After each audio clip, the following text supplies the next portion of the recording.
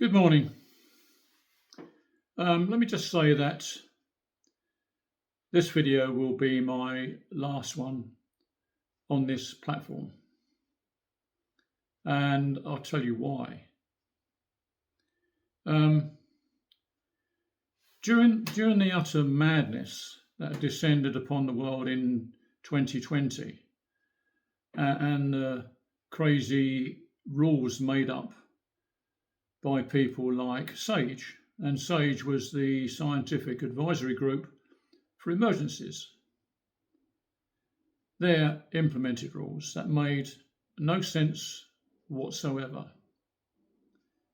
You had to wear a face nappy and walk 2 meters apart in the supermarket, but if you crossed the road to the pub or the restaurant, you could eat without a nappy, just so long as you wore it when you went to the toilet. Absolutely madness.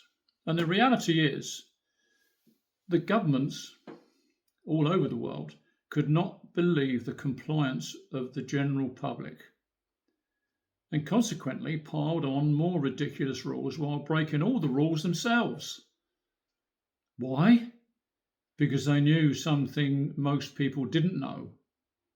Influenza had been reinvented, and they called it something else. And I was always skeptical right from the very beginning, after reading several books on the subject, and I politely declined the regimented medical procedure. But I did some research of my own into something called ivermectin, and also hydroxychloroquine, which was admittedly taken by Trump. And I did some research into that, and I was gobsmacked. YouTube banned me for a month and said any further, what was the crime? Spreading medical misinformation because of the experts. And I used that term very loosely. And the experts said that ivermectin was a horse tranquilizer and was banned from human consumption. And that was an outrageous lie. And of course, the reason for that lie was because of the forced mRNA procedure to be implemented and making billions in the process, and disregarding people like William Campbell and Satoshi Omura, who shared the Nobel Prize for Medicine for their discovery of ivermectin in the late 1980s. And ivermectin fights parasites like river blindness and drug treats 25 million people every year, saving countless lives. And billions of people worldwide have been successfully treated. And since then, ivermectin has been found to cure many other ailments, including some viruses and possibly some cancers. So why was I banned and still suffering the consequences of shadow banning? And I'm guessing it's pernicious algorithms attached to individuals who step out of line for critical thinking. And I'll leave a link to a post that was very strangely popped up in my feed about 10 minutes ago. And it was a lady who knows all about critical thinking and the stupidity of the masses. And when I say how strange it was to pop up in my feed yesterday, was because the day before that, I sent an email to someone about Charles Bukowski and his quotes.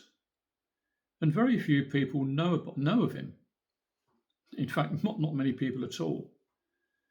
But this video that popped up in my feed mentioned him twice. Coincidence? I don't think so. And I sent that mail from Google Gmail, which belongs to Google, and Google also owned YouTube. And make no mistakes, algorithms are capable of much more than what you think, and it's scary. Now, everyone knows that if you search for a specific item, you'll get bombarded by sites trying to sell you such items in the future. And that's just an algorithmic marketing ploy. What's happening now is far more serious and creepy.